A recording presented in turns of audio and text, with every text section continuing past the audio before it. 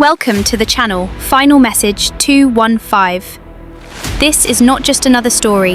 This is a pulse, a heartbeat of history soaked in sacrifice. A tale of a nation chained, torn, but never broken. The story of how America found its voice through blood and rose through fire. But beware, this isn't just a lesson from the past. It's a warning for the future. So listen close, feel every word. Because this is not the end. This is the final message, 215. Toward the end of the 17th century and the beginning of the 18th, when Europe was drowning in the hunger for power, wealth, and land, the British Empire set its colonial feet on the eastern shores of America. 13 colonies were established, what would later become the identity of the United States. The British rulers treated these colonies merely as markets and sources of labor. The people were shackled in a system of taxes, oppression, and exploitation. Farmers had no right over the crops they sowed, and laborers never received the reward for their sweat and toil. The diamonds in the British crown were polished with American blood. But the people of America, crushed under the weight of injustice, humiliation, and tyranny, reached a breaking point. A moment when endurance could no longer carry the burden. In 1765, Britain imposed the Stamp Act, which taxed every piece of printed paper, legal documents, newspapers, even playing cards. The public cried out in protest. No taxation without representation. But the British Crown turned a deaf ear.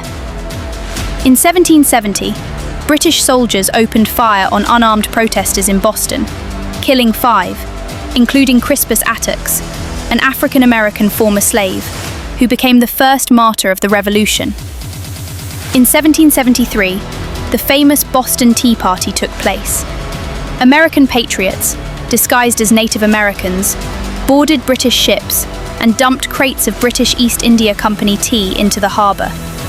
It was no longer protest, it was open defiance. The British responded with iron fists, closing the Boston harbour, tightening military control, and escalating cruelty. But the spirit of the people could no longer be crushed. In 1775, the battles of Lexington and Concord marked the first gunfire between American rebels and British troops. The Revolutionary War had begun. George Washington was appointed as Commander-in-Chief of the Continental Army, and the cry of liberty or death echoed across the land. On one side stood one of the world's most powerful armies. On the other, poor farmers, laborers, and dreamers who had given up everything, homes, families, and lives, for a single hope: freedom. In 1776, Thomas Jefferson penned the Declaration of Independence, which boldly declared, "All men are created equal and are endowed by their Creator with certain unalienable rights, that among these are life, liberty, and the pursuit of happiness." But to make that dream a reality, blood had to be spilled for 8 long years. Children became orphans. Women carried the coffins of husbands.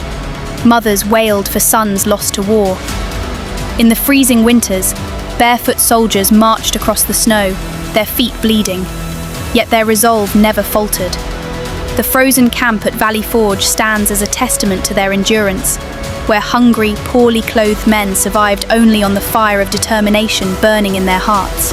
Allah the Almighty says, "Indeed, Allah does not like the unjust." The Quran. When the cry of the oppressed rises from any corner of the world, even the heavens tremble. Freedom is not merely a piece of land. It is a blessing granted by Allah. The nation that stands against tyranny and offers sacrifices is truly walking in the footsteps of the prophets. We must value our freedom and raise our voices for every oppressed soul, because silence in the face of injustice is support for it. Remember, Allah hears the cry of the oppressed, even if he is a disbeliever.